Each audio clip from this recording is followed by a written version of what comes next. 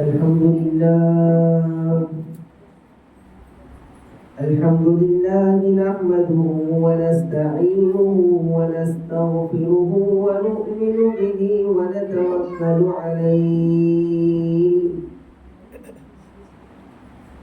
ونعوذ بالله من شرور أنفسنا ومن سيئات أعمالنا من يهده الله فلا مضل له ومن يضلله فلا هادي له ونشهد أن لا إله إلا الله وحده لا شريك له ونشهد أن سيدنا وسندنا ونبينا ومولانا محمدا عبده ورسوله أما بعد فأعوذ بالله من الشيطان الرجيم بسم الله الرحمن الرحيم قل ادعوا الله أو ادعوا الرحمن أيما تدعوا فله الأسماء الحسنى ولا تجهر بصلاتك ولا تخافت بها وابتغ بين ذلك سبيلا صدق الله العلي العظيم. محترم و مکرم میری پیاری ماؤں اور عزیز بہنوں، میں نے سورہ بنی اسرائیل کی آخری کی آیت کریمہ تلاوت کی. اس آیت کریمہ میں اللہ تبارک و تعالیٰ فرماتے ہیں کہ آپ کہہ دیجئے ادعوا اللہ او ادعوا الرحمن، کہ خواہ تم اللہ کہہ کر پکارو یا رحمان کہہ کر کے پکارو، یعنی اللہ کو اللہ کہہ کر کے پکارو یا رحمان کہہ کر کے پکارو. تو رحمان بھی اللہ ہی کا نام ہے. اللہ اور رحمان یہ دونوں ایک ہیں. کسی کو یہ نہ لگے کہ اللہ اور رحمان الگ الگ ہے، نعوذ باللہ. تو اللہ تعالیٰ نے اس آیت کریمہ میں فرمایا کہ آپ کہہ دیجئے چاہے تم اللہ کہہ کر پکارو یا رحمان کہہ کر کے پکارو، جس نام سے چاہے اللہ کو پکار سکتے ہو. فَلَهُ الْأَسْمَاءُ الْحُسْنَى، اس لیے کہ اللہ کے لیے بہت سے اچھے نام ہیں، بہت سے اچھے نام ہیں. آپ دیکھیں گے قرآن کریم کے شروع میں اللہ کے صفاتی نام ہیں. صفاتی نام ایک ہوتا ہے ذاتی نام اور ایک ہوتا ہے صفاتی نام. جیسے ایک انسان کا نام عبداللہ ہے تو عبداللہ یہ اس کا ذاتی نام ہے، اور وہ ڈاکٹر ہے تو لوگ اس کو ڈاکٹر صاحب کہتے ہیں، تو ڈاکٹر یہ اس کا صفاتی نام ہے. ایک انسان کا نام عبداللہ ہے اور وہ حافظ ہے تو عبداللہ یہ اس کا ذاتی نام ہے، اور حافظ صاحب لوگ کہتے ہیں یہ اس کا صفاتی نام ہے. تو ہر انسان کا ایک ذاتی نام ہوتا ہے، ایک صفاتی نام ہوتا ہے. تو ایسے ہی اللہ کے صفاتی نام بہت سارے ہیں. قرآن کریم کے شروع میں 99 نام ہیں صفاتی، اور ایک حدیث کے اندر ہے کہ 300 صفاتی نام ہے اللہ کے، اور ایک کتاب کے اندر 1000 صفاتی نام لکھے ہیں. اور ایک قول کے مطابق اللہ کے صفاتی نام کی کوئی حد نہیں ہے، اس لیے کہ اللہ کی صفت بہت ہے تو صفاتی نام بھی بہت ہے، لیکن جو صحیح ہے مشہور ہے وہ 99 ہے. تو ان ناموں کے ذریعے بھی اگر کوئی پکارتا ہے تو وہ اللہ ہی کو پکارتا ہے. اور یہ اللہ اس میں ذات ہے، اس میں ذات اللہ کا ذاتی نام ہے اللہ، اور اسی نام سے اللہ کو زیادہ پکارنا چاہیے. اللہ اللہ کا ذاتی نام ہے. اور اس لفظ میں بڑی تاثیر ہے، اسلام کے اندر بڑی تاثیر ہے۔ آج اصل میں ہم نے اللہ کو پہچانا نہیں ہے، اس لیے اللہ کی عبادت میں مزہ نہیں آتا۔ جب انسان کسی کو پہچان لے، کسی کے مقام و مرتبے کو پہچان لے، تو اس کے سامنے بڑے ادب و احترام سے جائے گا، اور جب کسی کا مقام ہی نہیں معلوم ہے تو اس کے سامنے وہ انسان ایسے ہی جائے گا۔ تو اللہ تعالیٰ فرماتے ہیں ایک حدیث کے اندر ہے کہ انا کنز مخفی، کہ میں ایک چھپا ہوا خزانہ تھا، فأحب ان اعرف، بس میں نے چاہا کہ میں پہچانا جاؤں، فخلقت الخلق، تو میں نے پوری دنیا کو پیدا کیا۔ تو ہمیں اللہ کو پہچاننا چاہیے کہ اللہ کون ہے، اللہ کون ہے، اور اللہ کی تعریف کون کر سکتا ہے۔ ہماری کیا حیثیت کہ ہم اللہ کی تعریف کریں۔ قرآن کریم میں تو اللہ تعالیٰ نے صاف بیان فرما دیا، قُلْ لَوْ كَانَ الْبَحْرُ مِدَادًا لِكَلِمَاتِ رَبِّي لَنَفِدَ الْبَحْرُ قَبْلَ أَن تَنفَدَ كَلِمَاتُ رَبِّي وَلَوْ جِئْنَا بِمِثْلِهِ مَدَدًا، کہ ساتوں سمندر کے پانی کو روشنائی بنا دیا جائے گا، اور جنگل کے سارے درختوں کی لکڑی کو قلم بنا دیا جائے، اور 7 سمندر پانی اور ملا دیا جائے، تب بھی اللہ کی تعریف مکمل نہیں ہو سکتی۔ تو اللہ کی تعریف کون کرے گا؟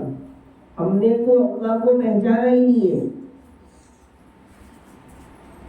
اگر ہم اپنے جسم میں بھی غور و فکر کر لیں تو بھی اللہ کو پہچان لیں گے۔ ایک حدیث میں اللہ کے رسول صلی اللہ علیہ وسلم نے فرمایا کہ فَفَكِّرُوا فِي خَلْقِ اللَّهِ وَلَا تُفَكِّرُوا فِي اللَّهِ، کہ اللہ کی مخلوقات میں غور و فکر تو کرو، کبھی چاند دیکھو، کبھی سورج دیکھو، کبھی آسمان دیکھو، کبھی پہاڑ دیکھو، اور کبھی اللہ کی مخلوقات میں غور و فکر تو کرو کہ اللہ نے کیسے پیدا کیا ہوگا۔ اس سے اللہ کی قدرت سمجھ میں آئے گی، ایمان بنے گا۔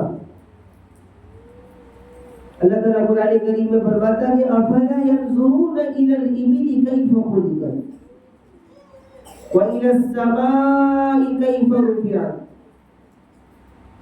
کیا وہ نہیں دیکھتے کہ اللہ نے اونٹ کو کیسے بنایا، پہاڑ کو کیسے بنایا، آسمان کو کیسے بنایا، زمین کو کیسے بنایا۔ اس سے ایمان تازہ ہوگا۔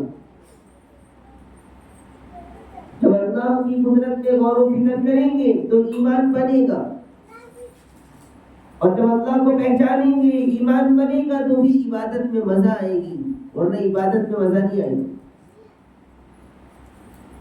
تو اللہ کا تعارف، ہر چیز سے پہلے اللہ اور ہر چیز کے بعد اللہ۔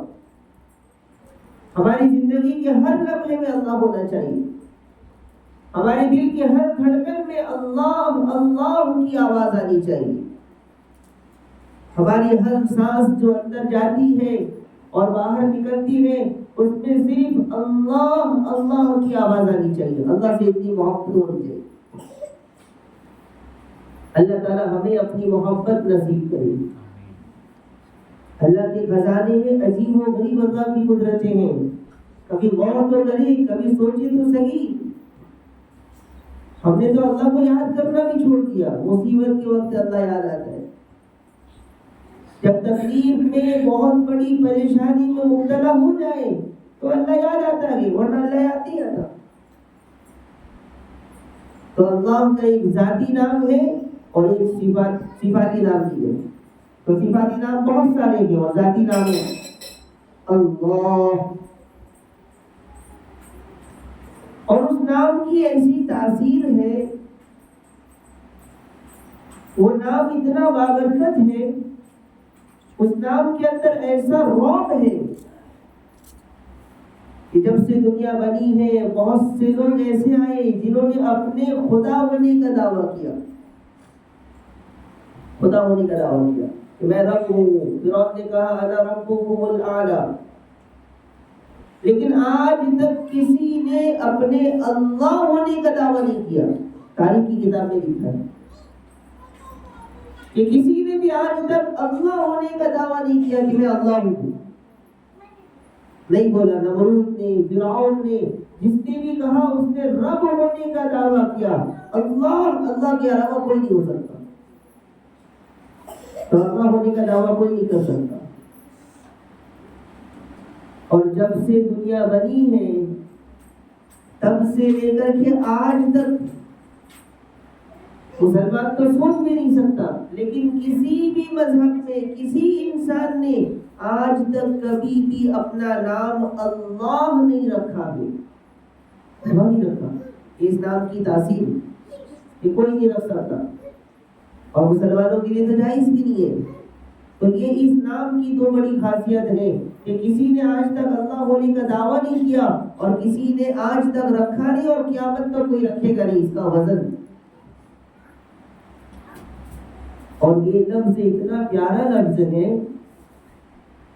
ایسا بابرکت لفظ ہے، جن کو اردو آتا ہے، عربی جو جانتے ہیں وہ سمجھ سکتے ہیں کہ حرکات کی 3 قسمیں، زبر، زیر، پیش۔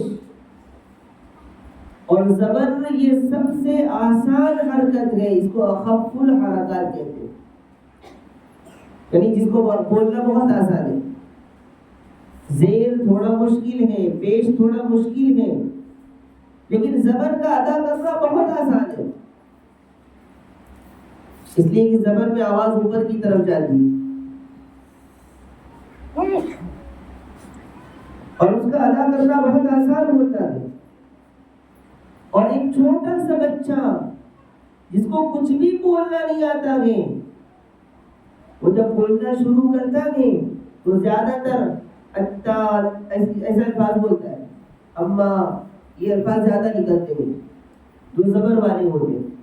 تو اللہ نے بھی اپنا نام ایسا رکھا کہ بچہ اگر چھوٹا ہے اور بولنے نہیں آتا ہے تو وہ آسانی کے ساتھ اللہ بول سکتا ہے، اللہ بول سکتا ہے، اتنی آسانی اس کے اندر۔ یہ سمجھنے والوں کی بات ہے، دل چاہیے سمجھنے کے لیے۔ اور اسی طریقے سے ایک انسان بہت بوڑھا ہو گیا، مرنے کے قریب ہے، دانت کمزور ہو گئے، ہڈیاں کمزور ہو گئی، طاقت نہیں ہے، تب بھی اگر وہ انسان بیمار ہے اور اسی حالت میں اللہ بولنا چاہتا ہے تو وہ آسانی کے ساتھ اللہ بول سکتا ہے۔ اس کی زبان سے الفاظ نہیں نکل رہے، زبان میں لکنت آ رہی ہے، کمزوری آ رہی ہے، لیکن اللہ وہ انسان بول لے گا، اس لیے کہ بولنا آسان ہے۔ تو اللہ نے اتنا آسان بنایا کہ چھوٹا بچہ بھی بول لے، اور مرنے کے قریب ایک انسان کے وہ بھی اللہ بول لے، مشکل نہیں بنایا اس کو، یہ اللہ کی قدرت۔ اور ہر انسان کی خواہش ہوتی ہے کہ مرنے کے وقت زبان پر کلمہ ہو، لا الہ الا اللہ ہو۔ تو اگر مشکل الفاظ ہوتا تو موت کے وقت بولنا مشکل ہو جاتا۔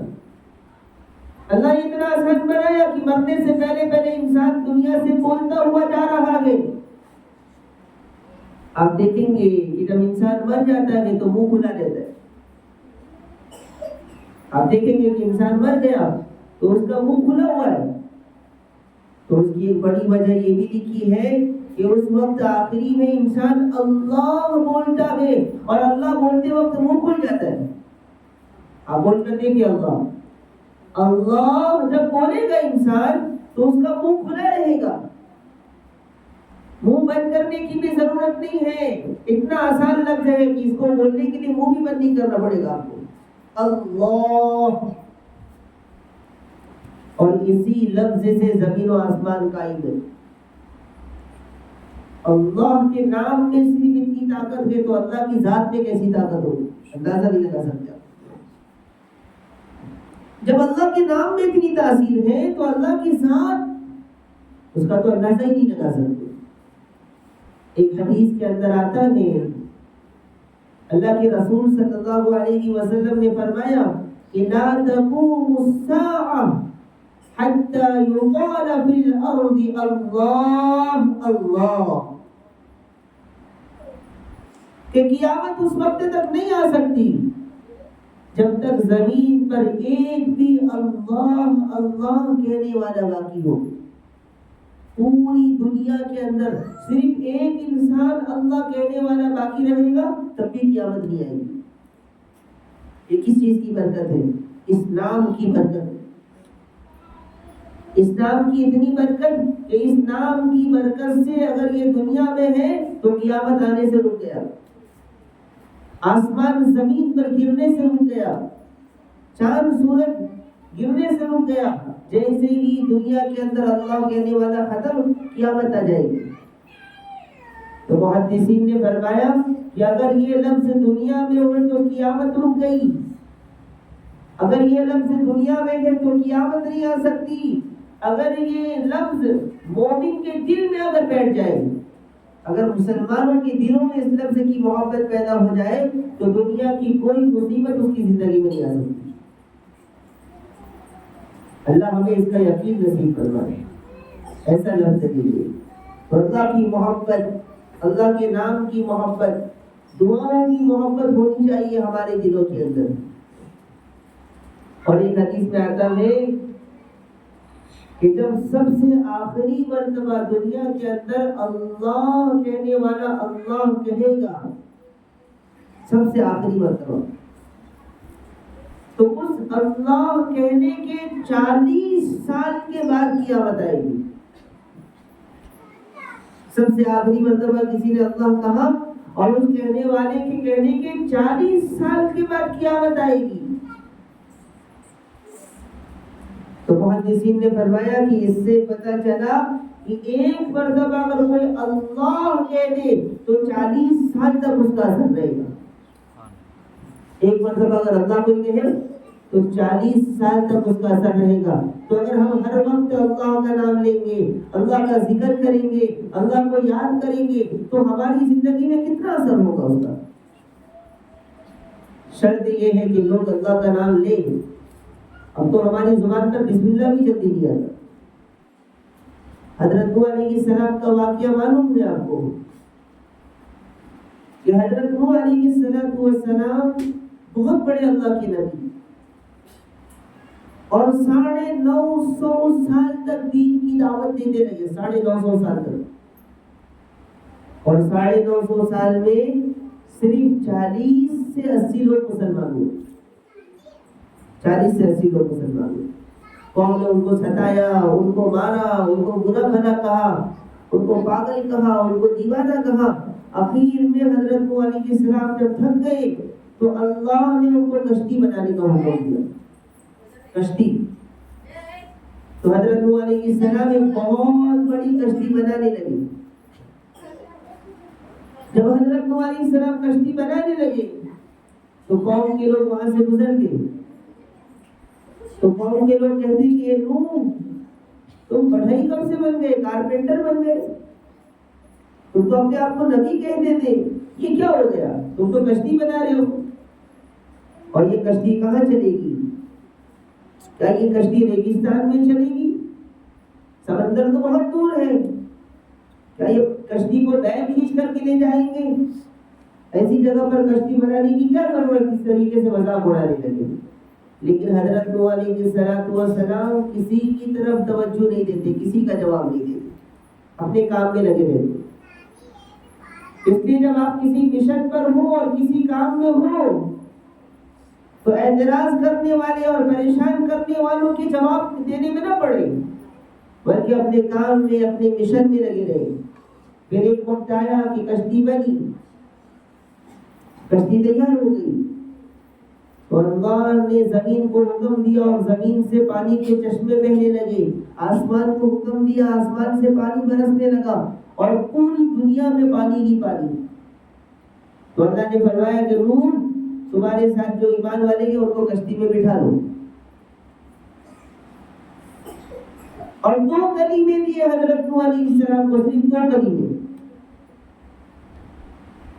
حضرت نوح علیہ السلام جب کشتی کو چلانا چاہتے تو بسم اللہ مجریہا پڑھتے، بسم اللہ مجریہا ومرساہا. تو جیسا حضرت نوح علیہ السلام پڑھتے تو کشتی چلنے لگتی، اور جب روکنا ہوتا تو بسم اللہ مجریہا ومرساہا پڑھتے تو رک جاتی. تو اللہ نے حضرت نوح علیہ السلام کو صرف ایک جملہ دیا، بسم اللہ، اور اس بسم اللہ کی برکت سے کشتی چلتی اور کشتی رکتی۔ اور ایسا نہیں کہ کشتی کسی دریا میں چل رہی ہے، پوری دنیا میں پانی ہے، پوری دنیا میں پانی ہے، اور ایسے پانی کے اندر بسم اللہ کہنے پر کشتی چلتی اور بسم اللہ کہنے پر کشتی رک جاتی۔ اللہ نے ہمیں یعنی محمد رسول اللہ صلی اللہ علیہ وسلم کی امت کو پورا بسم اللہ الرحمن الرحیم عطا کر دیا۔ تو حضرت نوح علیہ السلام بسم اللہ کہتے تو کشتی چلتی اور رکتی۔ اگر ہم بسم اللہ پڑھیں گے تو ہمارا ہر کام بنے گا، ہر مشکل رکے گی۔ یقین ہونا چاہیے کہ نوح علیہ السلام سے بسم اللہ بولتے تو کشتی چلتی اور رک جاتی۔ تو اگر ہمیں اللہ نے پورا بسم اللہ کے الرحمن الرحیم دیا ہے، ہر کام سے پہلے اگر ہم پڑھ لیتے ہیں تو بڑے سے بڑا مشکل کام بھی آسان ہو جائے گا۔ اس لیے ارادہ کریں کہ ہر کام سے پہلے بسم اللہ پڑھیں گے، ہر کام سے پہلے بسم اللہ کے الرحمن الرحیم پڑھیں گے انشاءاللہ، تو ہماری زندگی میں اس کی برکات دیکھے گا۔ تو یہ نوح علیہ السلام کا واقعہ ہے، اور ہم محمد رسول اللہ صلی اللہ علیہ وسلم کی امتی ہے۔ یہ اللہ کا احسان ہے کہ اللہ نے ہمیں محمد رسول اللہ صلی اللہ علیہ وسلم کی امت میں پیدا فرمایا اور ہمیں پوری بسم اللہ الرحمن الرحیم عطا کر دیا۔ اور جب ہم اللہ کا نام لیں گے، اللہ کا نام لیں گے، اللہ کہیں گے، اگر آپ اپنے کسی رشتے دار کو یاد کریں، کوئی اپنی ماں کو یاد کر رہا ہے، کوئی اپنے والد کو یاد کر رہا ہے، تو ضروری نہیں کہ جس وقت آپ یاد کر رہے ہو آپ کے ماں باپ بھی آپ کو یاد کرتے ہو۔ میں میری امی کا ذکر کر رہا ہوں، لیکن ضروری نہیں کہ میری امی بھی مجھے یاد کرتی ہو۔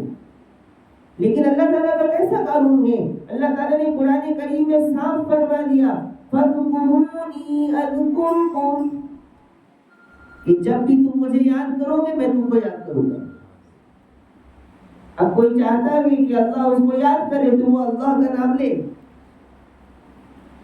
کیسا اللہ کا قانون دیکھیے، سبحان اللہ۔ اگر میں چاہتا ہوں کہ اللہ مجھے یاد کرے تو میں اللہ کا ذکر کروں، یہ بات میں نہیں کہہ رہا ہوں، یہ قرآن کہہ رہا ہے۔ اور قرآن میں اللہ تعالیٰ فرماتا ہے فَاذْكُرُونِي أَذْكُرْكُمْ وَاشْكُرُوا لِي وَلَا تَكْفُرُونِ، کہ جب تم مجھے یاد کرو گے میں تم کو یاد کروں گا، اور میرا شکر ادا کرو، نافرمانی نہ کرو۔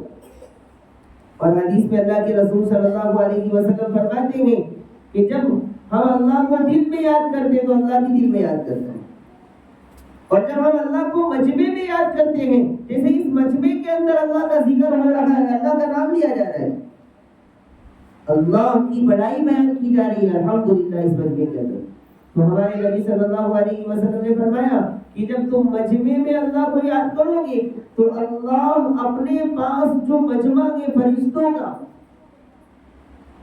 اس مجمع کے اندر اللہ تعالیٰ تمہارا ذکر فرمائے گا۔ تو اگر کوئی چاہتا ہے کہ عرش پر فرشتوں میں آپ کا ذکر ہو تو آپ اللہ اللہ کہیں، یہ یقینی بات ہے، اس لیے کہ اللہ کی بات اور رسول اللہ کی بات کبھی غلط نہیں ہو سکتی۔ تو آپ چاہتے ہیں کہ آسمان پر آپ کا ذکر ہو، آپ یقین کے ساتھ کہہ سکتے ہیں کہ اس وقت میرا ذکر آسمان پر ہو، یعنی آپ سب کا، اس لیے کہ آپ اللہ اللہ کہنے میں اور سننے میں لگے ہوئے ہیں۔ اور جب مجمع میں آپ اللہ کا ذکر کریں گے تو اللہ تعالیٰ فرشتوں کی مجمع میں آپ کا ذکر کرے گا اور فرشتوں میں فخر محسوس کریں گے اللہ تعالیٰ۔ اور یہ لفظ اللہ کی تاثیر، لفظ اللہ کی برکت، تو ایک مسلمان کی زندگی ہونی چاہیے کہ ہر وقت اس کی زبان پر الحمدللہ، ماشاء اللہ، سبحان اللہ، لا حول ولا قوت الا باللہ، اسی طریقے سے بسم اللہ یہ الفاظ ہونی چاہیے۔ اور ہر چیز سے پہلے دعا، ہر چیز کے بعد کی دعا ہمارے نبی صلی اللہ علیہ وسلم نے بتلا دی، اس کو پڑھنا چاہیے۔ تو اللہ کو پہچان پہچاننے کی ضرورت ہے. اللہ کو نہیں پہچانیں گے تو ایمان نہیں بنے گا, یقین نہیں بنے گا. اللہ نے دنیا کے اندر ایک حدیث میں اللہ کے رسول صلی اللہ علیہ وسلم نے فرمایا الدنیا خلقت لکم وانکم خلقتم للآخرہ, کہ یہ پوری دنیا جو نظر آ رہی ہے پوری, اور دنیا کی تمام چیزیں اللہ نے صرف تمہارے لیے پیدا کی ہے. وَإِنَّكُمْ خُلِقْتُمْ لِلْآخِرَةِ, اور تمہیں اللہ نے آخرت کے لیے اپنے لیے پیدا کیا ہے. ہر چیز انسان کے فائدے کے لیے بنائی, ہر چیز انسان کے فائدے کے لیے بنائی. دنیا کی کوئی چیز بھی انسان کے نقصان کے لیے نہیں بنائی اللہ تعالیٰ نے. ایک بادشاہ تھا کسی زمانے کے اندر, وہ بادشاہ ٹوائلٹ گیا. جب وہ ٹوائلٹ گیا, پہلے زمانے کے اندر آج کی طرح کی ٹوائلٹ نہیں ہوا کرتے تھے, اس زمانے کا الگ ہوتا تھا.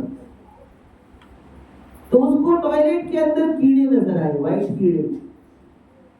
جب ٹوائلٹ کے اندر گندگی ہو تو وہاں پر گندگی کی وجہ سے کیڑے ہو جاتے ہیں.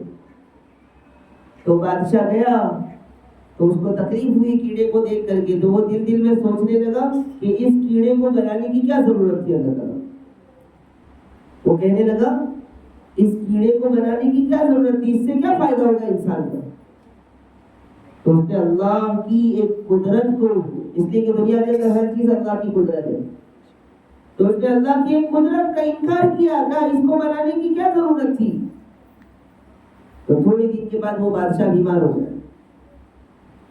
اس لیے اللہ کے خزانے میں کسی چیز کو حقیر نہیں سمجھنا چاہیے, کسی چیز کو بیکار نہیں کہنا چاہیے کہ اس کی کیا ضرورت تھی اور اس کی کیا ضرورت تھی. تو وہ بادشاہ بیمار ہو گیا. جب وہ بیمار ہوا تو بڑے بڑے ڈاکٹر, چونکہ بادشاہ تھے, بڑے بڑے ڈاکٹر, بڑے بڑے حکیم پورے شہر کے, پورے علاقے کے جمع ہو گئے, لیکن بادشاہ اچھا نہیں ہو رہا. تو لوگوں کو یقین ہو گیا کہ اب بادشاہ مر جائے گا اور بادشاہ نہیں بچے گا. تو ایک بڑے اللہ والے وہاں سے جا رہے تھے, تو انہوں نے دیکھا کہ بادشاہ کے محل کے پاس بہت بھیڑ ہے. تو پوچھا کہ کیا ہوا. کہا بادشاہ بہت بیمار ہے, علاج نہیں ہو رہا ہے اور بادشاہ مرنے کے قریب ہے. تو وہ گئے, اندر گئے, انہوں نے چلو میں بھی دیکھتا ہوں. تو وہ بھی بڑے حکیم تھے, اللہ والے بھی تھے, حکیم بھی تھے. تو بادشاہ کے پاس گئے اور کہا کہ میں بھی حکیم ہوں, میں بھی علاج کرتا ہوں. لوگوں نے کہا کہ یہاں پوری دنیا کے بڑے بڑے حکیم ڈاکٹر جمع کے, فائدہ نہیں ہو رہا, تم سے کیا فائدہ ہوگا. کہا میرے پاس بھی ایک دوا ہے, ٹرائی کر کے دیکھو. تو وہ اللہ والے تھے, انہوں نے ایک دوا نکالی, جڑی بوٹی کی دوا, اس زمانے میں چلتی تھی. وہ دوا نکالی اور ایک خوراک بادشاہ کو کھلایا, اور جیسے بادشاہ کو کھلایا بادشاہ ٹھیک ہو گئے. بادشاہ کو کھلایا تو بادشاہ ٹھیک ہو گیا, اور وہ اللہ والے دوا دے کر کے چلے گئے. تو بادشاہ نے کہا الحمدللہ میری طبیعت تو پوری ٹھیک ہو گئی, اس کو بلاؤ حکیم کو. تو وہ چلے گئے, ان کو بلایا گیا. کہا کہ آپ نے بہت اچھی دوا دی, بڑے بڑے ڈاکٹر آئے, بڑے بڑے حکیم آئے, لیکن فائدہ نہیں ہوا. آپ نے ایک دوا دی اور فائدہ ہو گیا. کہا اور دو. کہا میرے پاس نہیں ہے. کہا میرے پاس نہیں ہے. کہا بناؤ, منگاؤ, تم دنیا کی جو دولت مانگو گے میں دینے کے لیے تیار ہوں. اس دوا کو بناؤ اور اس کو منگاؤ, تم کو جو چاہیے وہ دینے تیار ہوں. کہا بادشاہ سلامت, کچھ بھی دینے کی ضرورت نہیں ہے, وہ ٹوائلٹ کے اندر وائٹ کیڑے ہوتے ہیں, اس سے بنائی تھی دوا. اس کیڑے کے ذریعے میں نے یہ دوا تیار کی تھی. وہ دوا بنانے کے لیے جڑی بوٹیوں کے ساتھ مجھے اس کیڑے کی ضرورت ہے. تو بادشاہ کو سمجھ میں آ گیا کہ ہاں اس کیڑے کو میں نے خراب کہا تھا. تو آج سمجھ میں آیا کہ اللہ کی کوئی بھی چیز بیکار نہیں ہوتی ہے. احساس ہو گیا اس کو. تو قدرت کے خزانے میں کوئی چیز بیکار نہیں ہے, اللہ ہر چیز پر قادر ہے. اللہ کا یقین ہمارے دلوں میں ہونا چاہیے.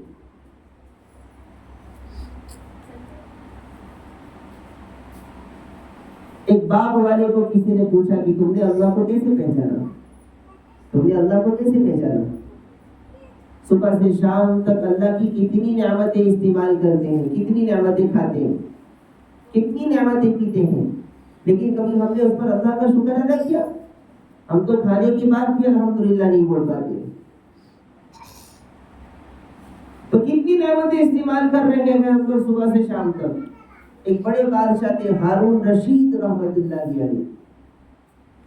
ان سے کسی نے پوچھا کہ حضرت آپ جنگل میں ہو اور آپ کو بہت سخت پیاس لگی ہو اور پورے جنگل میں کہیں بھی پانی نہ ملتا ہو اور آپ کو یقین ہو جائے کہ اب پانی نہ ملا تو میں مر جاؤں گا، اور اتنے میں کوئی آ جائے اور ایک گلاس پانی آپ کے سامنے پیش کرے تو آپ کیا کریں گے؟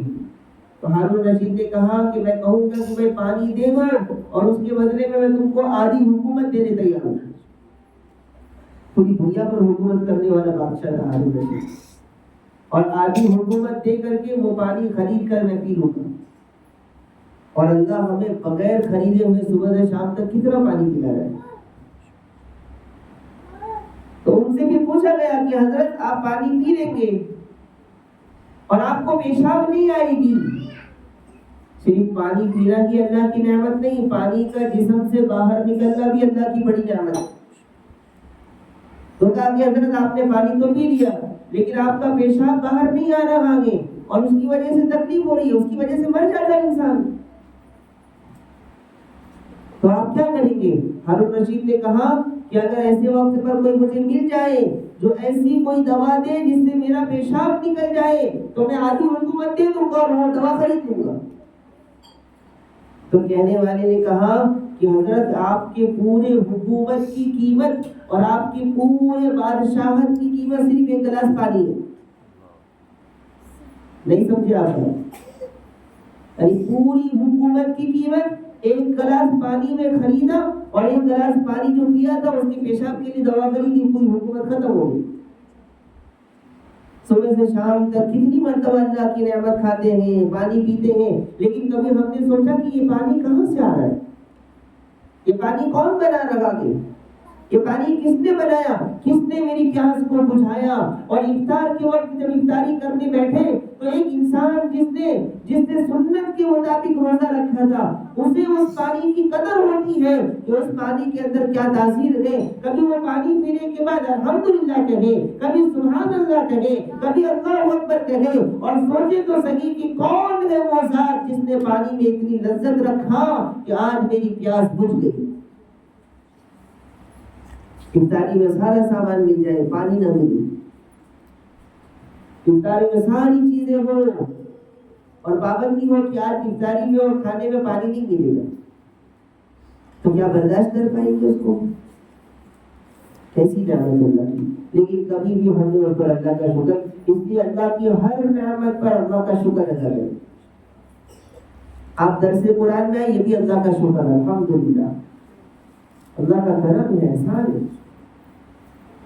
تو ایک باغ والے سے کسی نے پوچھا کہ تم نے اللہ کو کیسے پہچانا؟ تم نے اللہ کو کیسے پہچانا؟ تو اس نے کہا میں نے تو اپنے باغ میں اللہ کو پہچان لیا، اللہ کو باغ میں پہچان لیا. تو کہا وہ کیسے پہچانا؟ کہا کہ میں نے اپنے باغ کے اندر ایک بیج لگایا، اس سے درخت پیدا ہوا اور درخت بڑا ہوا، اس درخت پر پھول آئے، پھر پھل آیا اور پھل کے اندر مٹھاس آئی، اس کے اندر لذت آئی. تو جب میں نے پھل کھایا تو بڑا مزہ آیا، تو مجھے یقین ہو گیا کہ کوئی تو ذات ہے جو یہ سارا نظام چلا رہی ہے. کوئی تو ذات ہے جس نے زمین کو پھاڑا اور اندر سے پودے نکالے اور وہ درخت بنا اور اس میں پھول آئے، اس میں پھل آئے اور پھل میں مٹھاس آئی، اس میں لذت آیا، سکون آیا. یہ کون کر رہا ہے؟ کبھی سوچا صحیح؟ اللہ کر رہا ہے. ایک بھینس چرانے والے سے کسی نے پوچھا کہ تم کیسے مسلمان ہو گئے؟ اس نے کہا میں تو میری بھینس کو دیکھ کر کے مسلمان ہو گیا، میں تو میری بھینس کو دیکھ کر کے ایمان لے آیا اور میں نے میری بھینس کے اندر اللہ کو پہچان لیا.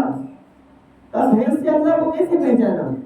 تو کہا کہ میری بھینس بالکل کالی کروٹی ہے اور ہرا گھاس کھاتی ہے اور رنگ بالکل کالا اور ہرا گھاس کھاتی ہے، ہرا گھاس کھانے کے بعد اس سے دودھ بنتا ہے، اس سے پیشاب بنتا ہے، اس سے خون بنتا ہے، لیکن میں نے دیکھا کہ کبھی پیشاب میں خون نہیں ملا، کبھی دودھ میں خون نہیں ملا، کبھی یہ تینوں چیزیں نہیں ملی، دودھ الگ، پیشاب الگ، خون الگ۔ تو میں سمجھ گیا کہ کوئی تو اللہ ہے، کوئی سارا نظام چلا رہا ہے، کوئی تو ہے جس نے دودھ کو پیشاب میں اور پیشاب کو خون میں ملنے نہیں دیا۔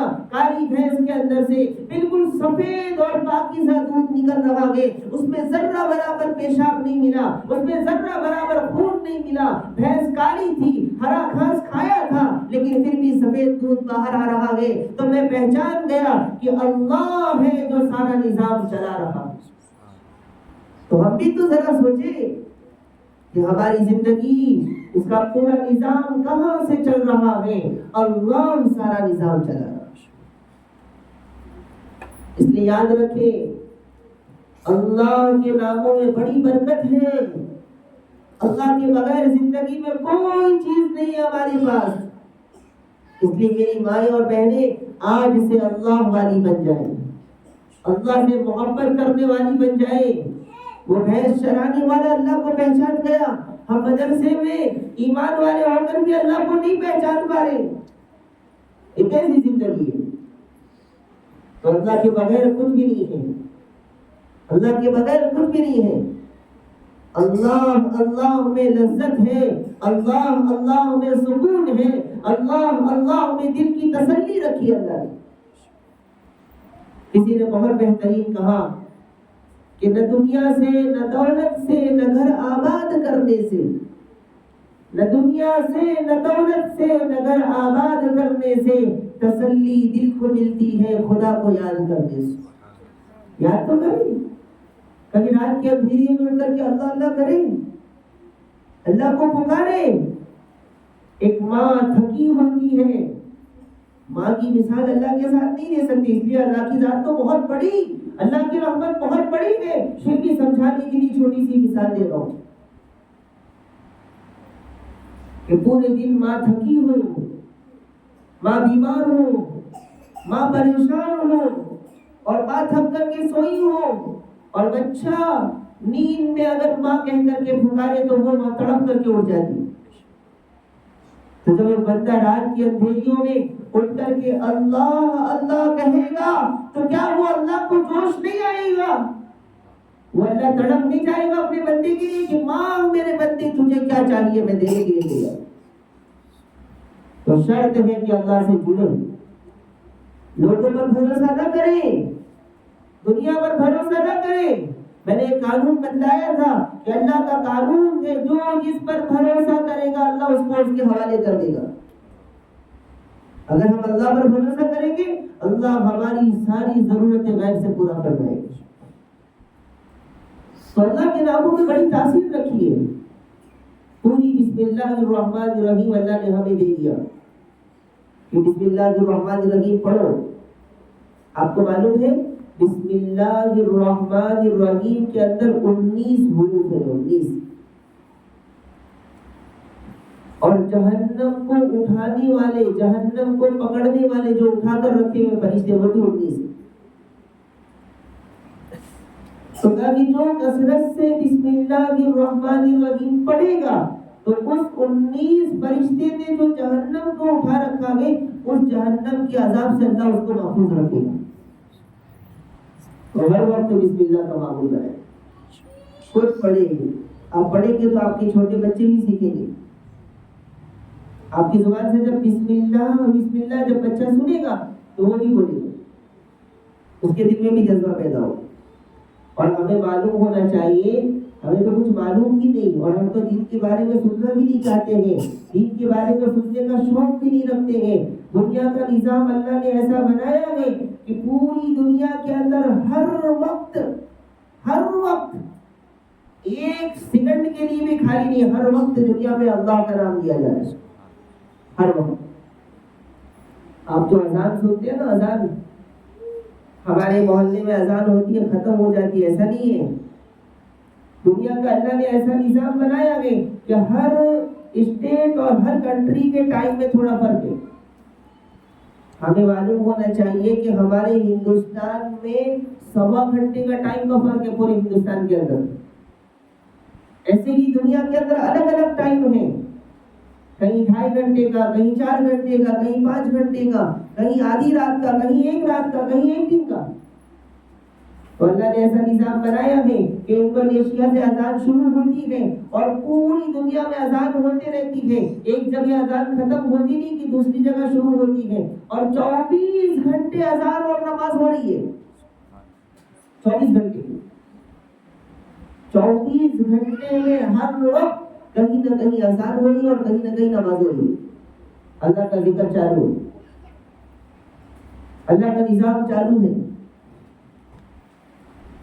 اور یاد رکھیں جب بچے چھوٹے ہوتے ہیں، اللہ ہمارے بچوں کو نیک بنائے. اللہ تعالیٰ جن کی اولاد دی ہے ان کو نیک صالح اولاد عطا فرمائے. ہمارے بچوں کے دلوں میں اللہ اپنی محبت اور رسول اللہ صلی اللہ علیہ وسلم کی محبت پیدا فرمائے. جب بچہ چھوٹا ہوتا ہے تو سب سے پہلا لفظ اس کو کیا سکھانا چاہیے؟ اللہ بولنے سکھانا چاہیے. لیکن آج اس کا بھی رواج نہیں ہے. اب چھوٹا بچہ گانے گاتا ہے تو ماں باپ کو فخر ہوتا ہے، چھوٹے بچے کی زبان سے گالی نکلتی ہے تو ماں باپ خوش ہوتے ہیں. ایسا ہو جائے گا. تو کہا کہ سب سے پہلا لفظ اس کو اللہ بولنے سکھاؤ. اللہ بولنے سکھاؤ. تو کہا کہ اس سے کیا ہوگا، اس کا کیا فائدہ ہوگا؟ میری ماں اور بہنیں سنیں، اس کا کیا فائدہ ہوگا؟ تو کہا کہ ماں باپ جب محنت کر کے اپنے بچے کو سب سے پہلے اللہ بولنا سکھائیں گے، اللہ بولنے سکھائیں گے، اور جب وہ بچہ اللہ بولے گا تو اللہ تبارک و تعالی اس بچے کے اللہ بولنے کی برکت سے اس کے ماں باپ کے تمام گناہوں کو معاف فرما دے گی. ایسا ہی نام ہے. ایک چھوٹا بچہ اس کو بار بار سکھا کر کے اللہ بولنے لگا رہے ہیں، اور وہ بچہ جب اللہ بول رہا ہے تو اللہ اس کے ماں باپ کے تمام گناہوں کو معاف فرما دے گا. اس لیے اپنے بچوں کی معصوم زبان سے اللہ بولنے سکھائے اس کو. تو انسان جب بولنے سیکھا تو سب سے پہلے کیا بولا اس نے؟ اللہ. ہماری زندگی کی شروعات اللہ سے ہوئی، اور جب انسان مرتا ہے تو ہر انسان کی خواہش ہوتی ہے کہ اس کی موت کلمے پر ہو. اللہ ہم سب کو کلمے والی موت نصیب فرمائے. تو جب انسان مرتا ہے تو اس کی خواہش ہوتی ہے کہ کلمے پر موت ہو، اور کلمہ کیا ہے؟ لا الہ الا اللہ محمد الرسول اللہ. تو ہماری زندگی کی شروعات اللہ سے، ہماری زندگی ختم ہو رہی ہے اللہ پر. کبھی سوچا اس کے بارے میں؟ ایک بچہ جب پیدا ہوا تو اللہ کے رسول صلی اللہ علیہ وسلم کی تعلیم ہے کہ اس کے دائیں کان میں اذان دو اور بائیں کان میں اقامت کہو. دائیں کان میں اذان اور بائیں کان میں اقامت کہو. تو اذان کیسے شروع ہوتی ہے؟ اللہ. اذان کی شروعات اللہ سے ہو گئی. جیسے ہی بچہ دنیا میں آیا اس کے کان میں سب سے پہلی آواز گئی تو اللہ ہو گیا. اللہ کا لفظ اس نے سنا. اور حدیث میں آتا ہے کہ جب میت کو قبر میں رکھا جائے، قبر میں اتارا جائے تو بسم اللہ وعلی ملت رسول اللہ پڑھا جائے.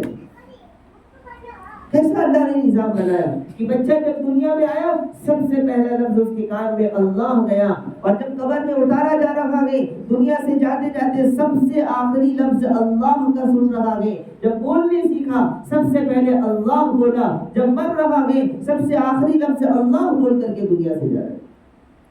تو یہ اللہ کی قدرت ہے، اللہ کے نام کا کرشمہ ہے، اللہ کے نام کی ایک عجیب طاقت ہے. تو اللہ ہمیں اس کا یقین نصیب فرمائے.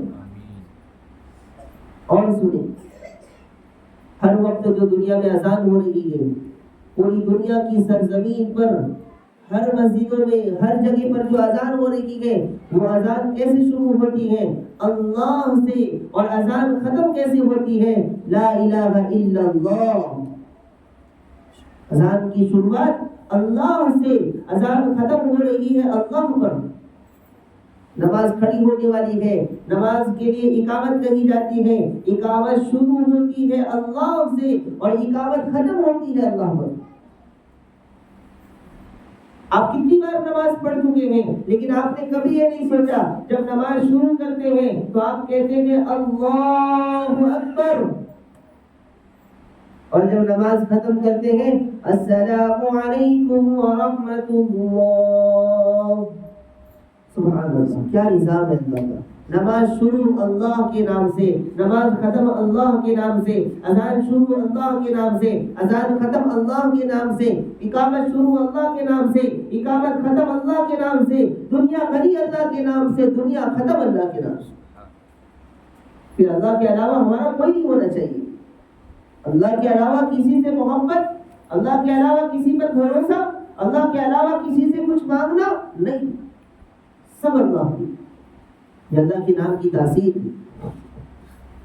یہ اللہ کے نام کی برکت، اللہ کے نام کی لذت، لیکن شرط یہ ہے کہ اس کا یقین ہونا چاہیے۔ اللہ کے نام میں تو ایک ایمان والے کی جان ہونی چاہیے، ایسی محبت ہونی چاہیے، اللہ کے نام سے عشق ہونا چاہیے، محبت ہونی چاہیے۔ اس لیے مزاج بنا لیں، اپنا معمول بنا لیں کہ بغیر سوچے سمجھے ہماری زبان سے ہر وقت اللہ کا نام نکلنا چاہیے انشاءاللہ۔ ہر وقت اگر کوئی کسی چیز کی تعریف کرتے وقت ماشاءاللہ نہیں بول سکا تو آپ کی زبان سے ماشاءاللہ نکلنی چاہیے۔ اگر کوئی کہہ رہا ہے اور اس میں انشاءاللہ نہیں بول رہا ہے تو آپ کا دل نہیں ماننا کہ میرے اللہ کی مرضی کے بغیر کچھ ہو سکتا ہے، فوراً انشاءاللہ آپ کی زبان سے نکلنا ہے۔ ایک مسلمان کی پہچان ہونی چاہیے، ایک مسلمان کو اس کا علم ہونا چاہیے۔ یہ یقین، اس کا تعلق یقین کے ساتھ ہے۔ ایک بہت بڑے اللہ کے ولی، اللہ کے نیک بندے ہیں، وہ لفظ اللہ کی تعریف کرتے ہوئے ایک شعر پڑھتے ہیں، لفظ اللہ کے بارے میں ایک شعر پڑھتے ہیں اور اللہ کی تعریف کرتے ہوئے کہتے ہیں کہ اللہ اللہ کیسا پیارا نام ہے۔ یہ اللہ کیسا پیارا نام ہے، اللہ اللہ کیسا پیارا نام ہے، نام کیا ہے عاشقوں کی جان ہے۔ جو اللہ اللہ کہنے والا اس کی جان ہے اس کے اندر، جو اللہ سے محبت کرنے والا ہے اس کی جان اس میں اٹکی ہوئی ہے کہ ہر چیز سے پہلے، ہر چیز کے بعد اللہ کہنا ہے۔ ایک اللہ کے بہت بڑے بزرگ گزرے گئے، وہ اتنا اللہ کا ذکر کرتے تھے، اتنا اللہ کا ذکر کرتے تھے کہ آتا ہے کہ جب وہ اپنا کپڑا اتار کر کے کھوٹی میں اٹکاتے تھے تو ان کے کپڑے سے بھی اللہ اللہ کی آواز آتی، کیونکہ اللہ تو وہ اللہ کے ولی فرماتے ہیں وہ شعر کے اندر کہ اللہ اللہ کیسا پیارا نام ہے، نام کیا ہے عاشقوں کی جان ہے۔ آگے پھر فرماتے ہیں ہم اتنے گنہگار ہیں، اتنے گندے ہیں کہ ہو سکتا ہے کہ ہمارے گناہوں کی وجہ سے کل قیامت کے دن اللہ ہماری طرف نظر رحمت نہ فرمائے۔ جب کوئی بچہ کھڑا ہو اور اس کی ماں اس کی طرف دیکھنے تیار نہ ہو تو دل میں کیسی تکلیف ہوتی ہے۔ تو جب میدان محشر میں ہم کھڑے ہوں گے اور جب اللہ ہماری طرف نظر رحمت نہیں فرمائے گا اور ہم پکارتے ہوں گے یا اللہ ہماری مدد فرما دیجیے، یا اللہ ہم پر رحم فرما دیجیے، اور ہماری فریاد نہ سنی جاتی ہوگی تو اس وقت کیسا لگے گا؟ تو آگے وہ فرماتے ہیں اللہ اللہ کیسا پیارا نام ہے، نام کیا ہے عاشقوں کی جان ہے، کیا نظر نہ مجھ پر ڈالی جائے گی، یعنی قیامت کے دن کیا نظر نہ مجھ پہ ڈالی جائے گی، کیا میری فریاد خالی جائے گی۔ اللہ اللہ کا ذکر کریں، یہ نام ایسا ہے کہ اس نام کی برکت سے دنیا کا ہر کام آسان ہو جاتا ہے، لیکن شرط ہے کہ یقین ہونا چاہیے۔ یقین اصل چیز ہے، یقین کے بغیر کچھ بھی نہیں ہو سکتا۔ ایک مرتبہ ہمارے نبی صلی اللہ علیہ وسلم درخت کے نیچے سوئے ہوئے تھے اور ایک غیر مسلم آیا، اس نے آپ کی تلوار لی اور کھڑا ہو گیا ہمارے نبی کے سامنے تلوار لے کر کے اور کہا کہ بھائی یعصمک منی، کون بچائے گا تجھے؟ آج مجھ سے کون بچائے گا؟ تو ہمارے نبی نے فرمایا اللہ۔ تو اللہ کا لفظ سنتے ہی وہ غیر مسلم کانپنے لگا اور اس کے ہاتھ سے تلوار گر گئی۔ پھر آپ نے تلوار اٹھا لی اور پوچھا کہ اب تجھے مجھ سے کون بچائے گا؟ تو کہنے لگا نہیں آپ مجھے چھوڑ دو، میری بیوی ہے، میرے بچے ہیں۔ تو ہمارے نبی نے چھوڑ دیا۔ تو پھر کہنے کا مطلب ہے کہ جیسے ہمارے نبی نے اللہ کہا تو اس کے ہاتھ سے تلوار گر گئی، اتنا اثر ہوا اس کا۔ تو ہر وقت صبح شام اللہ کا ذکر کرے اور 3 تسبیحات کی پابندی کرے۔ 3 تسبیحات کی، سبحان اللہ، الحمدللہ، اللہ اکبر۔ تیسرا کلمہ ہم سب کو یاد ہونا چاہیے، واللہ اکبر۔ جب یہ کلمات پڑھیں گے تو اس پر بڑا اجر و ثواب رکھا ہے اللہ تعالیٰ نے۔ ہر مسلمان یہ ارادہ کرے، ہر ماں بہن یہ ارادہ کرے کہ صبح میں 3 تسبیح اور شام میں 3 تسبیح پڑھیں گے۔ تو آج ہماری زندگی میں جو برکت نہیں ہے اس کی وجہ یہی ہے کہ ہم اللہ کا ذکر نہیں کرتے ہیں، اللہ کا ذکر نہیں کر رہے، اللہ کا ذکر نہیں کر رہے، جس کی وجہ سے ہماری زندگی میں برکت نہیں ہے۔ اس لیے اللہ کا ذکر کرے، اللہ کا ذکر کرے اور اللہ سے مانگے۔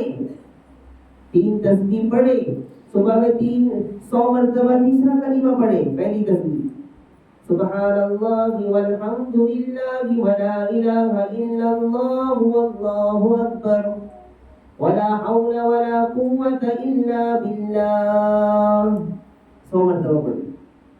اور 100 مرتبہ استغفار، استغفر اللہ الذی لا الہ الا هو الحی القیوم واتوب الیہ۔ اور 100 مرتبہ درود شریف پڑھے، جو بھی درود شریف آپ کو یاد ہو، چھوٹا درود شریف بھی پڑھ سکتے آپ۔ صلی اللہ علی النبی الامی، سب سے چھوٹا درود شریف، صلی اللہ علی النبی الامی، یہ پڑھ سکتے آپ۔ تو صبح میں 100 مرتبہ پڑھ لیں، شام میں 100 مرتبہ پڑھ لیں، تو اس کے بڑے فائدے، اس کے بہت بڑے فائدے۔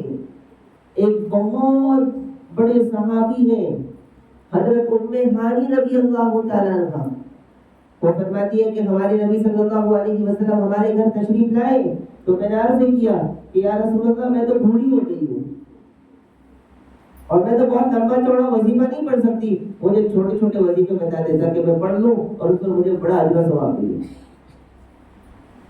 تو آپ نے فرمایا کہ 100 مرتبہ سبحان اللہ کہو، 100 مرتبہ سبحان اللہ۔ تو 100 مرتبہ سبحان اللہ کہیں گے تو اس کا کیا فائدہ ہوگا؟ تو کہا کہ 100 مرتبہ سبحان اللہ کہنا 100 عربی غلام آزاد کرنے کے برابر ثواب ہے۔ 100 مرتبہ الحمدللہ کہو، اس پر کیا ثواب ملے گا؟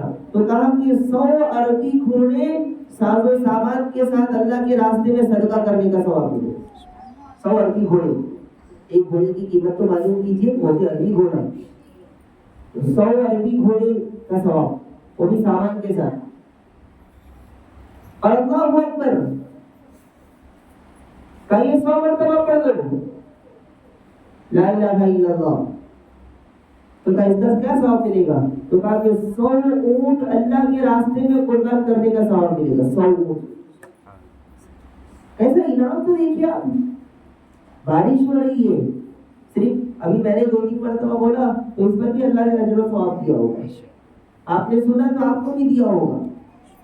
تو یہ سبحان اللہ والحمد للہ ولا الہ الا اللہ واللہ اکبر، اس میں 100 مرتبہ آپ نے پڑھ لیا تو 100 عربی غلام آزاد کرنے کا ثواب، 100 گھوڑے ساز و سامان کے ساتھ اللہ کے راستے میں صدقہ کرنے کا ثواب، اور 100 اونٹ قربان کرنے کا ثواب آپ کو ملے گا۔ ایک بکری اور بکری کا ہم ذبح نہیں کر سکتے، یہاں اتنے اللہ تعالیٰ انعام دے رہا، لیکن ہم پڑھنے تیار نہیں۔ اور لا حول ولا قوت الا باللہ العلی العظیم کہا 100 مرتبہ پڑھ دو، 99 مصیبتیں زندگی سے ختم ہو جائیں گی۔ جو زندگی میں ہم پریشان ہیں، مصیبتیں، بلائیں، ٹینشن، سب سے آسان جو اس کی مصیبت کم ہوگی وہ اس کا ٹینشن کم ہو جائے گا۔ 99 بیماریوں کا حل اور سب سے آسان اور چھوٹی چیز ٹینشن۔ آج اکثر لوگ ٹینشن سے پریشان ہیں، ذہنی الجھن، نیند میں بھی ٹینشن آ جائے گی۔ تو اس لیے یہ تیسرا کلمہ ضرور پڑھیں، سبحان اللہ والحمد للہ ولا الہ الا اللہ واللہ اکبر ولا حول ولا قوت الا باللہ العظیم تک بھی پڑھ سکتے۔ اور کہا 100 مرتبہ استغفار پڑھ دو، کیا فائدہ ہوگا؟ تو کہا کہ جو 3 مرتبہ پڑھ لے گا اللہ تعالیٰ اس کے تمام گناہوں کو معاف کر دیں گے، چاہے وہ سمندر کی جھاگ کے برابر ہو۔ تو صبح شام جب پڑھیں گے تو زندگی تمام گناہوں سے پاک ہو جائے گی۔ اور کہا 100 مرتبہ درود شریف پڑھ لو، کہا کیا ملے گا؟ کہا کہ جو انسان سب سے زیادہ درود شریف پڑھے گا وہ کل قیامت کے دن میرے حوض پر سب سے زیادہ مجھ سے قریب کھڑا ہوگا۔ ہمیں نبی کریم صلی اللہ علیہ وسلم کے حوض کوثر سے جام کوثر پینا ہے یا نہیں پینا ہے؟ اگر پینا ہے تو درود شریف کی کثرت کریں۔ اگر کل قیامت کے دن ہمارے نبی کی سفارش چاہیے تو کثرت سے درود شریف پڑھے۔ تو یہ 3 کلمے صبح شام۔ عام طور پر ہم دعائیں کب پڑھتے؟ مصیبت آنے کے بعد۔ ہمارے نبی صلی اللہ علیہ وسلم نے تعلیم دی ہے مصیبت آنے سے پہلے کی، کہ پہلے سے پڑھتے رہو، کوئی مصیبت نہیں آئی۔ اللہ تعالیٰ مجھے بھی عمل کی توفیق عطا فرمائے، ہم سب کو عمل کی توفیق عطا فرمائے۔ تو اصل میں یقین ہے اللہ کے نام میں بڑی تاثیر ہے، بڑی لذت ہے، بڑی طاقت ہے۔ کاش میں آپ کو اپنی بات سمجھا سکوں۔ ایک بہت بڑے بزرگ گزرے ہیں، سید احمد دربندی رحمۃ اللہ علیہ، شہر دربند کے رہنے والے۔ تو اس شہر میں وہ رہتے تھے، تو اس شہر میں وہ اللہ کی عبادت کر رہے تھے کہ ایک ظالم بادشاہ اس میں داخل ہو گئے اور پورے شہر کو خالی کروایا، پورے شہر کو خالی کروایا۔ تو وہ بزرگ مسجد سے باہر نہیں نکل رہے تھے، اپنی عبادت میں لگے ہوئے تھے۔ تو بادشاہ کا لشکر آیا اور کہا کہ تمہیں ڈر نہیں لگ رہا ہے؟ تمہیں ڈر نہیں لگ رہا ہے؟ پورا شہر خالی ہو گیا اور تم جانے تیار نہیں ہو۔ انہوں نے کہا بالکل ڈر نہیں لگ رہا ہے۔ تو بادشاہ تمہیں قید کر دے گا؟ تو کوئی بات نہیں۔ تو بادشاہ تمہیں سزا دے گا؟ کہا مجھے بالکل ڈر نہیں لگ رہا ہے۔ تو کہا اس کو پکڑو، نافرمان ہے یہ بادشاہ کا، اور پکڑا اور ان کے ہاتھ پیر میں بیڑی لگا دیے، زنجیر لگائی اور بادشاہ کے پاس لے کر کے گئی۔ کہا بادشاہ سلامت، پورا شہر خالی ہو گیا، لیکن یہ انسان خالی ہونے جانے تیار نہیں، یہ انسان نکلنے کے لیے تیار نہیں ہے، اور یہ مسجد میں بیٹھ کر کے کچھ پڑھ رہا تھا۔ تو بادشاہ نے کہا تم کو ڈر نہیں لگتا؟ بادشاہ نے کہا کہ تمہیں خوف نہیں ہے؟ پورا شہر خالی ہو گیا، تم جانے تیار نہیں ہو، تمہیں ڈر نہیں لگ رہا ہے؟ تو انہوں نے کہا بالکل ڈر نہیں لگ رہا ہے۔ تو کہا کیوں ڈر نہیں لگ رہا؟ کون بچائے گا تمہیں؟ تو تاریخ کی کتابوں میں آتا ہے وہ سید احمد دربندی نے فوراً اپنی زبان سے اللہ کہا، اور اللہ کہتے ہی پوری زنجیریں ٹوٹ گئی۔ تو بادشاہ حیران ہو گیا کہ یہ کیسا انسان ہے، ایک لفظ بولا اور پوری زنجیر ٹوٹ گئی۔ تو آپ سوچیں تو صحیح کہ جب لفظ اللہ بولنے کی برکت سے قیامت رکی ہوئی ہے، لفظ اللہ کہنے کی برکت سے زمین پر آسمان گرنے سے رکا ہوا ہے، اگر آپ کے دل میں اللہ کی محبت آ گئی، اگر آپ کے دل میں اللہ کی عظمت پیدا ہو گئی، اللہ کے نام کی محبت آ گئی، تو زندگی میں کوئی مصیبت آپ کی زندگی میں نہیں آئے گی۔ ایک اللہ کے بڑے نیک بزرگ گزرے ہیں، 2 دن پہلے بھی ان کا واقعہ آیا تھا، خواجہ ابو الحسن خرقانی رحمۃ اللہ علیہ۔ اور کسی کے ذہن میں اس مجمع کے اندر میں بھی یہ بات آتی ہوگی کہ ایک لفظ اللہ میں اتنی طاقت کیسے ہو سکتی ہے۔ ایک لفظ اللہ میں اتنی طاقت کیسے ہو سکتی ہے؟ اتنا بڑا فائدہ لفظ اللہ کے اندر. تو حضرت خواجہ ابوالحسن خرقانی رحمۃ اللہ علیہ اپنی مجلس کے اندر اسی طریقے سے اللہ کے نام کے فائدے بیان کر رہے تھے کہ اللہ کے نام کے یہ فائدے ہیں، اللہ کے نام کے وہ فائدے ہیں، اللہ کے نام کے یہ فائدے ہیں، سارے گنوا رہے تھے. اور یاد رکھیں دنیا اور آخرت دونوں کی کامیابی اور دونوں کی ترقی اسی لفظ کے اندر ہے، اللہ کے ناموں میں. دنیا اور آخرت کی دونوں کی کامیابی لفظ اللہ میں ہے. تو حضرت خواجہ ابوالحسن خرقانی بیان فرما رہے تھے تو ان کی مجلس میں بہت سارے لوگ بیٹھے تھے. تو اس زمانے کے بہت بڑے سائنٹسٹ بھی ان کی مجلس میں تھے جس کا نام تھا ابو علی سینا رحمۃ اللہ علیہ. بڑی مالدار بھی تھے اور بڑے سائنٹسٹ تھے اپنے زمانے کے. تو وہ بھی اس مجلس کے اندر بیٹھے ہوئے تھے. تو مجلس ختم ہونے کے بعد انہوں نے ایک سوال کیا کہ حضرت آپ نے لفظ اللہ کی اتنی فضیلت بیان کی، اتنی فضیلت بیان کی، ایک لفظ اللہ سے اتنا فائدہ کیسے ہو سکتا ہے؟ دھیان سے سنیں، ایک لفظ اللہ سے اتنا فائدہ کیسے ہو سکتا ہے؟ آپ تو کہتے ہیں کہ اس سے زندگی بدل جائے گی، زندگی کامیاب، آخرت کامیاب، ساری مصیبتیں ختم.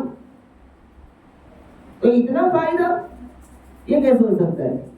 حضرت نے اسی مجلس کے اندر فرمایا ایک ہر تو چے میدانی، ایک ہر تو چے میدانی، فارسی زبان کا لفظ. حضرت نے فرمایا ابے گدھے تجھے کیا معلوم؟ وہ بڑے اللہ والے تھے تو انہوں نے فرمایا ابے گدھے تجھے کیا معلوم؟ اب وہ بڑے سائنٹسٹ تھے، بڑے مالدار تھے، بہت بڑا ان کا مقام تھا. تو جیسے ہی انہوں نے گدھے کا لفظ کہا تو ابو علی سینا رحمۃ اللہ علیہ شرمندہ ہو گئے اور پانی پانی ہو گئے اور اپنے چہرے کو نیچے کر کے بیٹھ گئے. اپنا چہرہ نیچے جھکا لیا اور شرمندہ ہو گئے کہ اب تو پورے مجمع میں میری انسلٹ ہو گئی. تو چہرہ جھکا کر کے بیٹھ گئے. تو حضرت خواجہ ابوالحسن خرقانی رحمۃ اللہ علیہ نے فرمایا کہ ابو علی سینا ایک لفظ گدھے میں اتنی طاقت ہے کہ تمہاری حالت بدل گئی.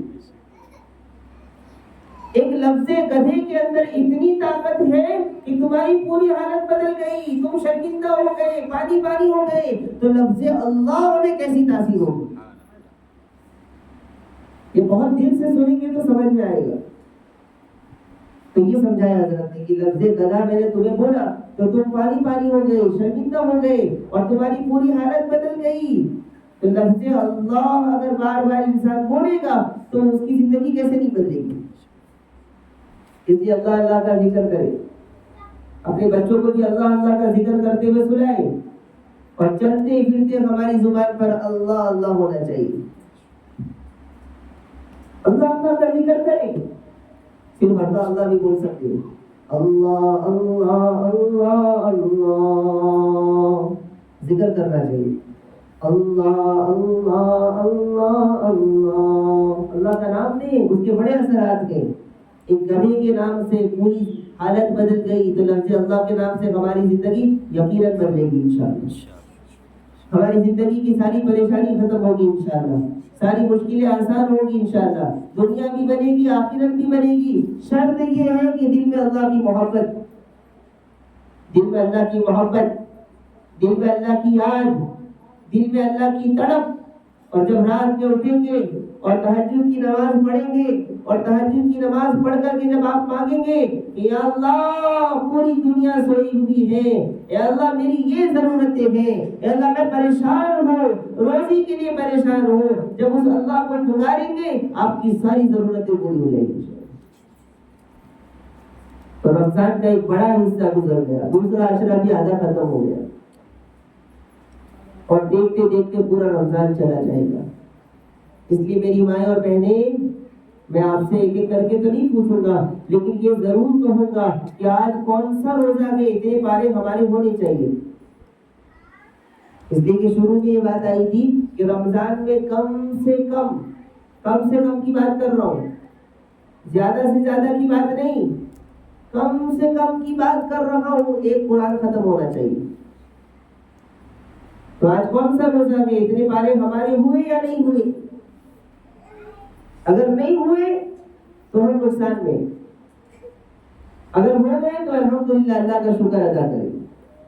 ایک بہت بڑے بزرگ گزرے حضرت شیخ زکریا رحمۃ اللہ علیہ، وہ چھوٹے تھے، بڑے علمی خاندان سے تعلق رکھتے، تو چھوٹے تھے، وہ ابھی ابھی حافظ بنے تھے، عمر کم تھی، تو ان کی دادی، نانی، ان کی چاچی، ان کی پھپھو سب ان کو پریشان کرنے لگی کہ تم بھی مسجد چلے جاتے ہو، تم گھر میں تراویح پڑھاؤ، ہم تمہارے پیچھے پڑیں گے۔ شیخ زکریا رحمۃ اللہ علیہ کو غصہ آیا، یہ عورتیں، گھروں کی عورتیں مجھے چھوڑتی نہیں ہیں، اب کیا کرنا چاہیے؟ تو عورتوں نے ضد کیا کہ نہیں بیٹا تم ہمیں گھر میں تراویح پڑھاؤ۔ تو حضرت شیخ زکریا نے کہا کہ آج 3 پارے تراویح پڑھاتا ہوں، تاکہ ان کی 3 پارے کے اندر حالت خراب ہو جائے اور کل سے کہیں کہ نہیں تو مسجد چلے جاؤ۔ تو 3 پارے تراویح پڑھائی، 3 پارے تراویح پڑھائی۔ اور قرآن کریم میں ایک ہوتا ہے منزل 7 پارے 6 پارے کا ایک منزل ہوتا ہے۔ تو شیخ زکریا نے جب 3 پارے تراویح پڑھائی تو سلام پھیرا، تو ان کی نانی نے کہا کہ بیٹا تو 3 پارے تراویح پڑھا کر کے بہت غرور دکھا رہا ہے، روزانہ 1 منزل قرآن پڑھتی ہوں میں، 3 پارے پڑھا کر کے سوچ رہا ہے کہ ہم تھک جائیں گے، 1 منزل روزانہ آسانی کے ساتھ میں نماز میں پڑھ لیتی ہوں۔ اس لیے میری مائیں اور بہنیں، قرآن سے محبت، قرآن سے عشق، اللہ سے اگر محبت ہے تو اللہ کے قرآن سے محبت، اگر اللہ سے محبت ہے تو اللہ کی کتاب سے محبت، اس کو چوم لے، اس کو اپنے سینے سے لگا لے، اپنی پیشانی سے لگائے، اپنے آنکھوں سے لگائے، اپنے سر پر رکھے قرآن کو اور کہے کہ یا اللہ یہ تیرا کلام ہے، تیرا میسج ہے، تیرا خط ہے۔ پڑھے، محبت کے ساتھ پڑھے۔ اور قرآن ایک ایسی چیز ہے جب آپ اس میں ڈوب جائیں گے تو آپ کو دنیا کی ساری چیزیں پھیکی لگیں گی، جب آپ اس میں لگ جائیں گے تو دنیا کی ساری چیزیں بیکار، پھر گھر کے کام میں بھی دل نہیں لگے گا اور دوسری چیزوں میں بھی دل نہیں لگے گا، کسی سے بات کرنے کا دل نہیں لگے گا، لیکن محبت۔ اس لیے میری مائیں اور بہنیں، قرآن سے محبت شروع کریں، محبت کے ساتھ پڑھیں، قرآن سے محبت، قرآن پڑھنے والوں سے محبت، حافظ سے محبت، عالم سے محبت، مدرسے سے محبت، علماء سے محبت ہونی چاہیے۔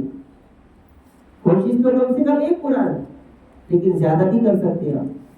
کتنی خوش قسمت عورتیں ایسی بھی ہوں گی جنہوں نے 1 قرآن پورا بھی کر لیا ہوگا اور بعضوں نے 2 بھی کر لیا ہوگا، ایسی بھی ہے، آج کے زمانے میں بھی ہے۔ اس لیے میرے درس میں آنے والی تمام ماں اور بہنوں سے گزارش ہے کہ کم سے کم 1 قرآن تو ہونا چاہیے، انشاءاللہ 1 قرآن تو ہونا چاہیے۔ اور اگر نہیں آ رہا ہے تو سیکھنے کی کوشش کریں، اور اگر ٹوٹا پھوٹا آتا ہے تو تجوید کے ساتھ سیکھنے کی کوشش کریں، ورنہ اللہ تعالیٰ اگر پوچھے گا کہ میں نے بتلایا تھا اور اس کے باوجود بھی آپ لوگوں نے تجوید کے ساتھ نہیں سیکھا،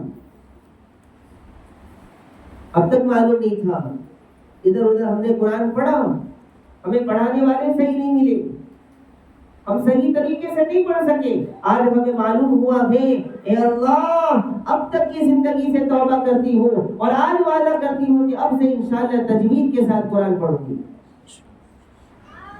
ہمارے پاس بڑی لڑکیوں کا بھی مدرسہ چلتا ہے ماشاءاللہ، اکثر لڑکیاں اس میں ویسی ہیں جنہوں نے قرآن پڑھا ہے، ادھر ادھر گھروں میں جا کر کے پڑھ کے آئے ہیں، لیکن اللہ کی قسم ان کے قرآن کا جنازہ نکل گیا ہے۔ وہ قرآن پڑھتے ہیں اور قرآن ان کے خلاف بددعا لعنت بھیجتا رہتا ہے، ایسا قرآن پڑھا ہے، کوئی مطلب نہیں ان کے قرآن پڑھنے سے، بس پڑھ لیا ہے۔ تو ہمارے پاس پڑھنے والی لڑکیوں میں سے 1-2 لڑکیوں نے اپنی زبان سے کہا کہ الحمدللہ ہمیں اب یقین ہو گیا کہ ہم صحیح قرآن پڑھ رہے ہیں، اور اب تک جو ہم نے پڑھا وہ اپنا ٹائم ویسٹ کر دیا۔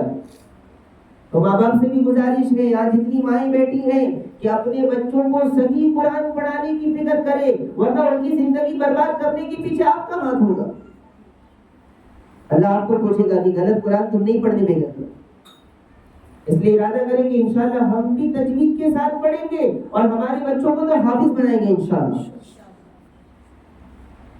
بڑی قربانی کی ضرورت ہے حافظ بنانے کے لیے، ارادہ تو سب کا ہے، میرے خیال سے سب کا ارادہ ہوگا، لیکن اس کے لیے قربانی بھی دے، قربانی بھی دے۔ الحمدللہ ہمارا مدرسہ رمضان میں بھی شروع ہے اور 95% بچے آ رہے ہیں ماشاءاللہ، اور فجر کی نماز کے بعد میں اور حافظ سب بیٹھے رہتے ہیں، اور فجر کی نماز کے بعد بچے آنا چالو ہو جاتے ہیں 6 بجے سے، 6 بجے 6:10 کو 6:15 کو لڑکے بھی آ رہے ہیں، لڑکیاں بھی آ رہی ہیں ماشاءاللہ، اور سبق سنا کے جا رہے ہیں.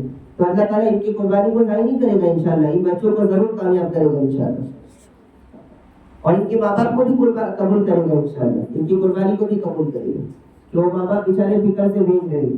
تو میری مائیں اور بہنیں، آخر میں وہی گزارش ہے کہ قرآن سے محبت ہو اور قرآن سے گہرا تعلق ہو.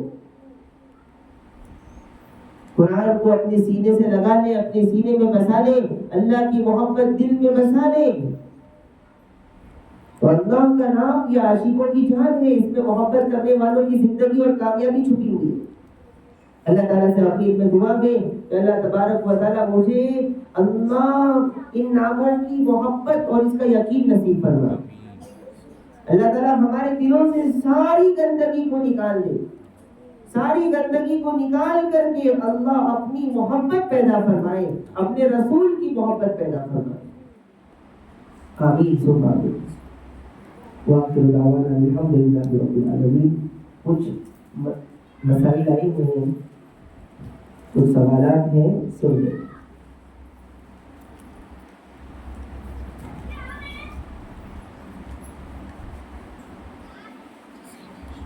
اس سے پہلے گزارش یہ ہے کہ جلد سے جلد آنے کی فکر کریں.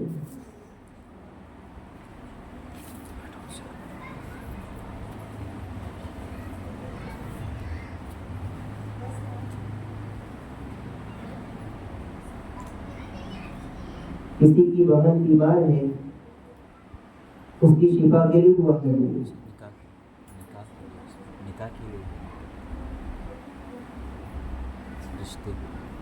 اور ایک سوال آیا ہے کہ کسی کے بہن کے رشتے کے لیے تمام بہنیں جتنی بھی بے نکاح بیٹھی ہوئی ہیں، اللہ تبارک و تعالیٰ سب کے لیے نیک صالح پاک دامن پاکیزہ رشتے کا انتظام فرمائے.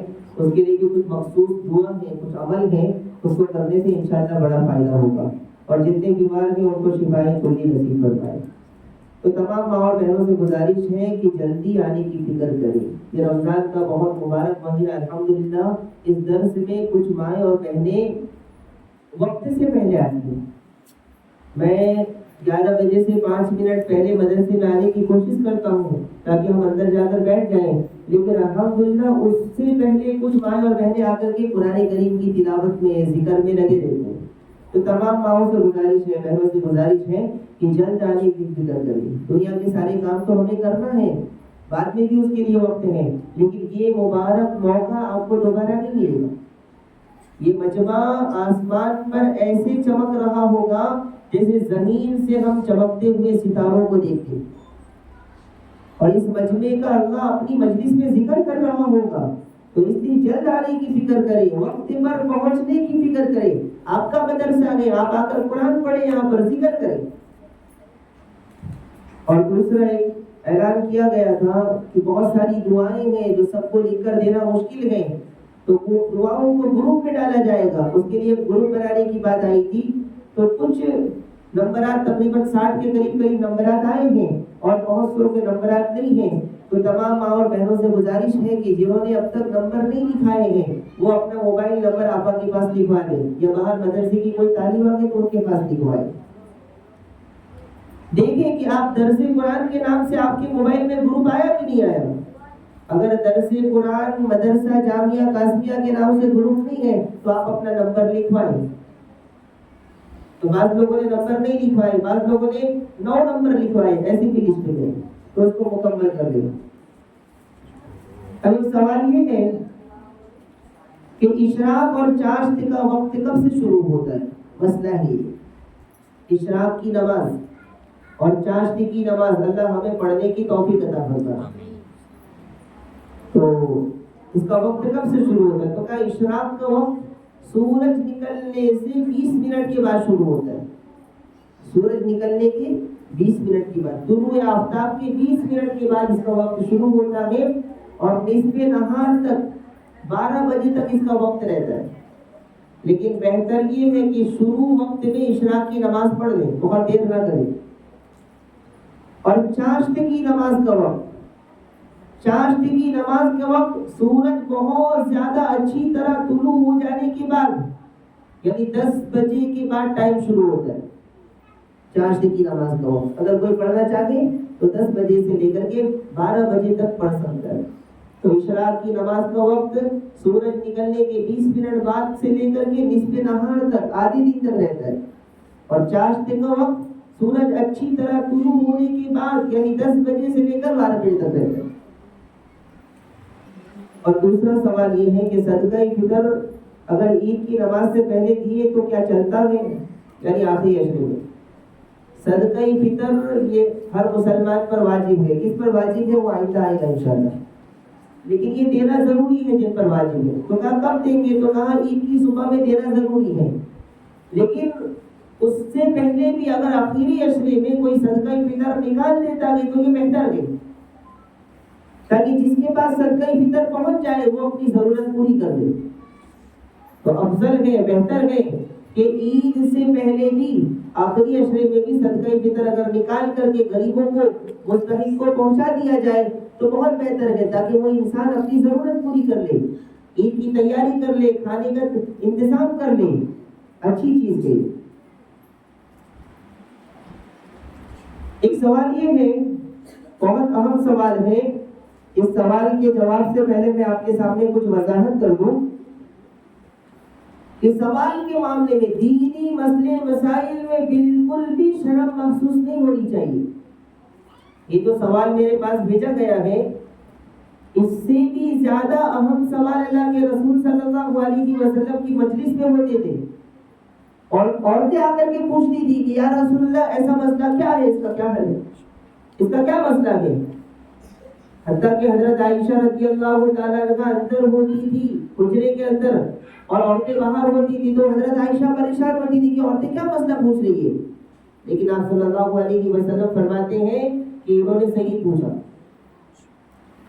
اور حضرت عائشہ رضی اللہ تعالیٰ عنہ نے ایسے سارے مسائل کو کھول کر کے بیان کیے، تبھی تو ہم تک مسئلے پہنچے۔ اس لیے مسئلے مسائل میں شرم نہیں ہونی چاہیے۔ تو یہ مسئلہ کیا ہے کہ حیض کی حالت میں، پیریڈز کی حالت میں عورتیں درس سننے کے لیے آ سکتی ہیں، ایک اہم مسئلہ ہے۔ کیا ایسی حالت میں عورتیں ایسی حالت میں بھی قرآن کا درس سننے آ سکتی ہے؟ آ سکتی ہے، جائز ہے، آنا چاہیے۔ تو کہا کہ ایسی حالت میں کیا نہیں کرنا چاہیے، ایسی حالت میں کیا نہیں کرنا چاہیے؟ تو کہا نماز نہیں پڑھ سکتے، سن لیں، نماز نہیں پڑھ سکتے، قرآن نہیں پڑھ سکتے، قرآن پڑھ نہیں سکتے آپ، جائز نہیں ہے قرآن پڑھنا۔ اسی طریقے سے ایسی حالت میں نماز نہیں پڑھ سکتے، نماز پڑھنا جائز نہیں ہے، قرآن پڑھنا جائز نہیں، نماز نہیں پڑھ سکتے، قرآن نہیں پڑھ سکتے، روزہ نہیں رکھ سکتے، جائز نہیں۔ ایسی حالت میں طواف نہیں کر سکتے، طواف حج کرنے جائیں گے، عمرہ کرنے جائیں گے تو ایسی حالت میں طواف نہیں کر سکتے، تو ایسی حالت میں قرآن نہیں پڑھ سکتے، روزہ نہیں رکھ سکتے، نماز نہیں پڑھ سکتے، طواف نہیں کر سکتے، لیکن ایسی حالت میں قرآن کا درس سن سکتے ہیں۔ اسی طریقے سے ذکر و اذکار بھی کر سکتے ہیں، دعائیں بھی پڑھ سکتے ہیں، تسبیح پڑھ سکتے ہیں، درود شریف پڑھ سکتے ہیں۔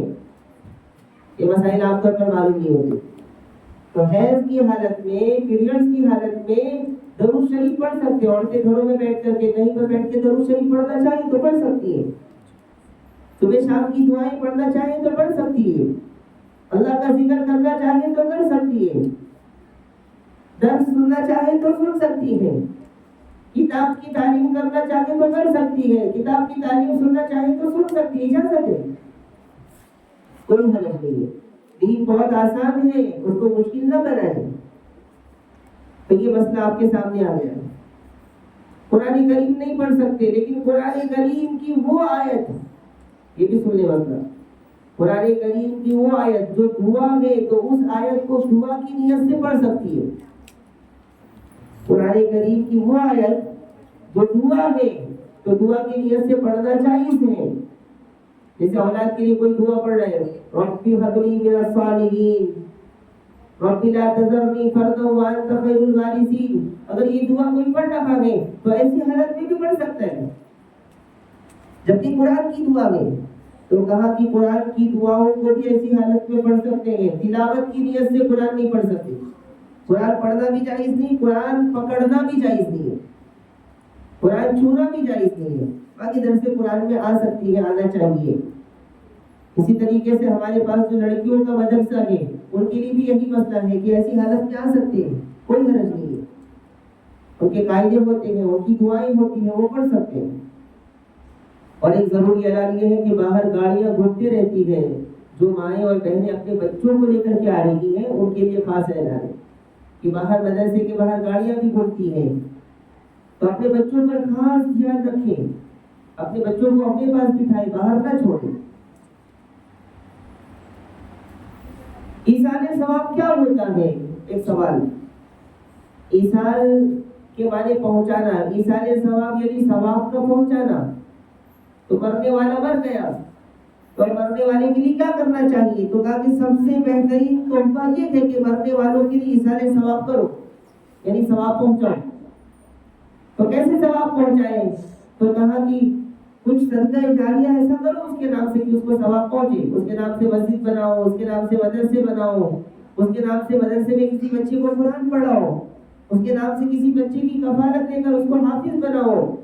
تو اس طریقے سے سارے ثواب اس مرنے والے کو پہنچتا ہے، یہ سارے ثواب۔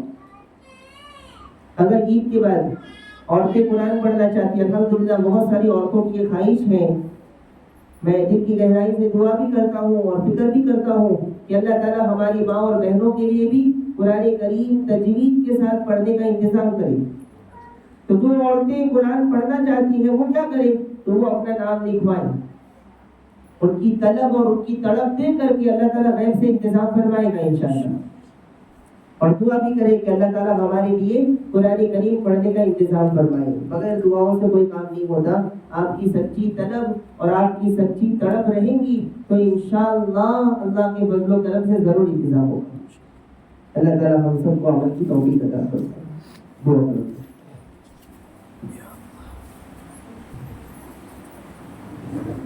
یا رب لک الحمد کما ينبغي لجلال وجهك وعظيم سلطانك، یا رب صل وسلم دائما ابدا على حبيبك خير الخلق كلهم، لا اله الا انت سبحانك اني كنت من الظالمين، ربنا ظلمنا انفسنا وان لم تغفر لنا وترحمنا لنكونن من الخاسرين۔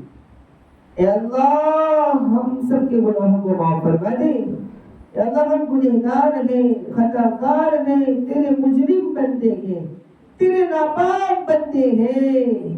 اے اللہ آج تیرے گھر میں بیٹھ کر سچی پکی توبہ کرتے ہیں، اپنے تمام گناہوں سے معافی مانگتے ہیں۔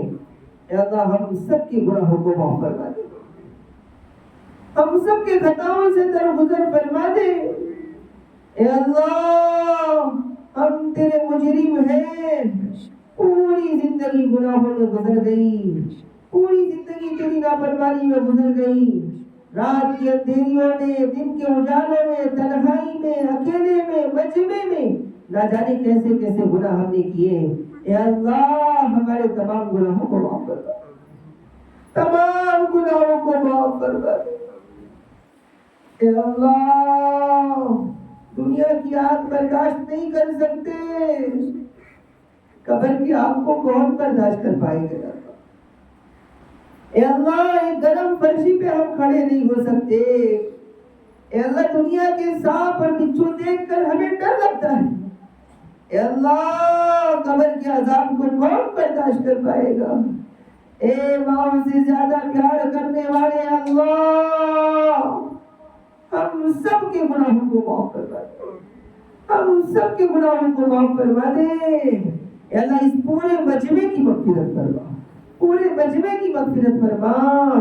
اے اللہ یہ تیری نیک بندیاں اے اللہ اپنے گھروں کو چھوڑ کر روزانہ فکر کے ساتھ یہاں پہنچتی ہیں، ان کے آنے کو قبول فرما، ان کے آنے کو قبول فرما، قدم قدم پہ مغفرت کے وعدے فرما دے، قدم قدم پہ جنت الفردوس کا فیصلہ فرما دے، ان کے گھروں میں خوب زیادہ برکت کا خیر کا نزول فرما دے، اپنی رحمتوں کا نزول فرما دے۔ اے اللہ ہمیں اپنے نیک بندوں میں شامل فرما دے، ہمارے دلوں سے ساری گندگی کو نکال دے، ہمارے دلوں سے ساری نفرتوں کو نکال دے، تیری محبت پیدا فرما دے، تیرے حبیب صلی اللہ علیہ وسلم کی محبت پیدا فرما دے۔ اے اللہ دنیا کی گندگی سے نکال دے، گناہوں کے دلدل سے نکال دے، اللہ اپنا بنا لے، اپنا بنا لے، ہمیں اپنا بنا لے اللہ۔ ہمارا دل مر چکا ہے، ہماری آنکھیں سوکھ چکی ہیں، ہمیں رونا نہیں آتا یا اللہ، ہمارے گناہوں کی وجہ سے ہمیں رونا نہیں آتا۔ اے اللہ ہمارے دلوں کو نرم فرما دے، ہمارے دلوں کو نرم فرما دے، ہمیں پوری زندگی تیرے فضل و کرم سے تہجد کی توفیق نصیب فرما۔ ہمارے گناہوں کی وجہ سے ہمیں تہجد سے محروم نہ فرما، تہجد سے محروم نہ فرما۔ اے اللہ تو اپنے محبوب بندوں کو تہجد کی توفیق دیتا ہے، اے اللہ ہمیں بھی ان میں شامل فرما لے، ہمیں بھی ان میں شامل فرما لے۔ اے اللہ اس پورے مجمع کے اندر جتنے بیٹھے ہیں سب کی جان میں، مال میں، عزت و آبرو میں، عبادت میں، عمر میں، صحت میں خوب برکت عطا فرما۔ اے اللہ جنہوں نے نکاح کے رشتے کے لیے دعا کی درخواست کہی ہے، اے اللہ ان سب بہنوں کے لیے، پوری امت میں جتنی بھی بہنیں ہیں سب کے لیے نیک صالح پاک دامن پاکیزہ رشتے کا انتظام فرما۔ اے اللہ نیک جوڑے کا انتظام فرما، اے اللہ آسانیاں پیدا فرما، اسباب پیدا فرما، جو بیمار ہیں سب کو شفائے کلی نصیب فرما، جو پریشان ہیں سب کی پریشانیوں کو دور فرما، جو مقروض ہیں غیر سے ان کے قرض کے پورا ہونے کی شکلیں اور صورتیں پیدا فرما۔ اے اللہ ہمارے بچوں کو نیک بنا دے، اے اللہ ہمارے بچوں کو نیک بنا دے، ہم تو مجرم ہیں اللہ، ہم تو گندے ہیں اللہ، تیرے ناپاک بندے ہیں، اے اللہ ہمارے بچوں کو نافرمان بننے سے بچا دے، ان کے دلوں میں تیری محبت پیدا فرما دے، ان کے دلوں کو تیرے دین کی طرف پھیر دے، نیکیوں کی طرف پھیر دے، گناہوں سے حفاظت فرما۔ اے اللہ ہمارے بچوں کو نیک صالح بنا دے، پاک دامن بنا دے، پاکیزہ بنا دے، ماں باپ کی آنکھوں کی ٹھنڈک بنا دے، حافظ قرآن بنا، دین کا داعی بنا، دین کا سپاہی بنا۔ اے اللہ ہمارے بچوں کو حافظ قرآن بنا دے، تیرے دین کی قرآن، تیرے دین کی خدمت کے لیے قبول فرما دے، تیرے قرآن کا محافظ بنا دے۔ اے اللہ جن کی اولاد نہیں ہے انہیں نیک صالح پاک دامن پاکیزہ اولاد عطا فرما۔ اے اللہ جن کی اولادیں ہیں ان کو ماں باپ کے لیے آنکھوں کی ٹھنڈک بنا۔ اے اللہ ہمارے پاس پڑھنے والے تمام بچوں کو قبول فرما۔ اے اللہ یہاں پڑھنے والے ہر بچے کو نیک صالح پاک دامن بنا دے، پاکیزہ بنا دے، ان کے ماں باپ کی مغفرت فرما، ان کے ماں باپ کی قربانیوں کو قبول فرما۔ اے اللہ جو بچے پڑھنا اے اللہ چاہتے تھے لیکن نہیں آ سکے، ایڈمیشن نہیں کروا سکے، اے اللہ ان کے لیے بھی آنے کی شکلیں اور صورتیں پیدا فرما دے، ہمارے مدرسے کو نیک پاک دامن پاکیزہ طلبہ عطا فرما دے، مخلص طلبہ عطا فرما دے۔ اے اللہ ہماری ٹوٹی پھوٹی خدمت کو قبول فرما دے، اے اللہ اس مدرسے کو قبول فرما لے، یقیناً تیری بہت بڑی نعمت ہے اللہ، اے اللہ تیرا بڑا انعام ہے، اے اللہ اس مدرسے میں خوب برکت عطا فرما، خوب برکت عطا فرما دے، خوب کامیابی اور ترقی عطا فرما دے۔ اے اللہ اس مدرسے سے پوری دنیا کے اندر دین کے پھیلنے کا ذریعہ بنا، قرآن کے پھیلنے کا ذریعہ بنا، علم کے پھیلنے کا ذریعہ بنا۔ اے اللہ ایک ایک بچہ تجوید کے ساتھ ترتیل کے ساتھ قرآن کریم پڑھ کر کے عمل کرنے والا بچہ ہے، ایسے فیصلے فرما دے اے اللہ۔ یہاں جتنی مائیں اور بہنیں بیٹھی ہیں سب کو تجوید کے ساتھ قرآن کریم پڑھنے والا بنا دے، سب کو تجوید کے ساتھ قرآن کریم پڑھنے والا بنا دے، قرآن سے محبت کرنے والا بنا دے اے اللہ۔ ہمارے اس مدرسے کے لیے جگہ کی بہت سخت ضرورت ہے اے اللہ، ہمارے پاس کوئی راستہ نہیں ہے اے اللہ، ہم نے تیرے حوالے کر دیا، تیرا مدرسہ ہے، تو ہی اس کے لیے اسباب پیدا فرما، شکل اور صورت پیدا فرما، انتظام فرما دے، غیب سے انتظام فرما دے اے اللہ۔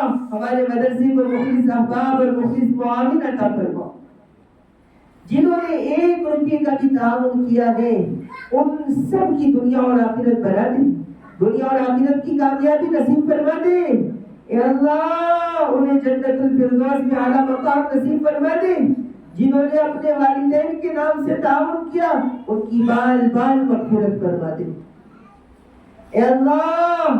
اپنے فضل و کرم سے ہمیں دل کی گہرائی سے مدرسے کی خدمت کرنے کی توفیق عطا فرما، اخلاص عطا فرما، عاجزی عطا فرما، یہاں پڑھانے والوں کو قبول فرما، مدرسے سے محبت کرنے والوں کو قبول فرما، مدرسے کی فکر کرنے والوں کو قبول فرما، سب کی مغفرت کا اعلان فرما دے، سب کی مغفرت کا اعلان فرما دے اے اللہ۔ مدرسے کے معاملے میں جنہوں نے مالی تعاون کیا ان کی بھی مغفرت فرما، جنہوں نے ہماری فکر کی اے اللہ، ہمارے لیے آسانیاں پیدا کی اے اللہ، ہمارے کاموں میں ہمارا تعاون کیا اے اللہ، تو اچھی طرح جانتا ہے اے اللہ، ان کی مغفرت فرما، ان کے درجات کو بلند فرما، ان کے دل کی تمام دعاؤں کو قبول فرما اے اللہ۔ ان کی زندگی میں ہر خوشی ہر نعمت عطا فرما اے اللہ، جو مانگا وہ بھی عطا فرما، جو مانگنے سے رہ گیا وہ سب عطا فرما، ہماری تمام دعاؤں کو پوری امت کے حق میں قبول فرما۔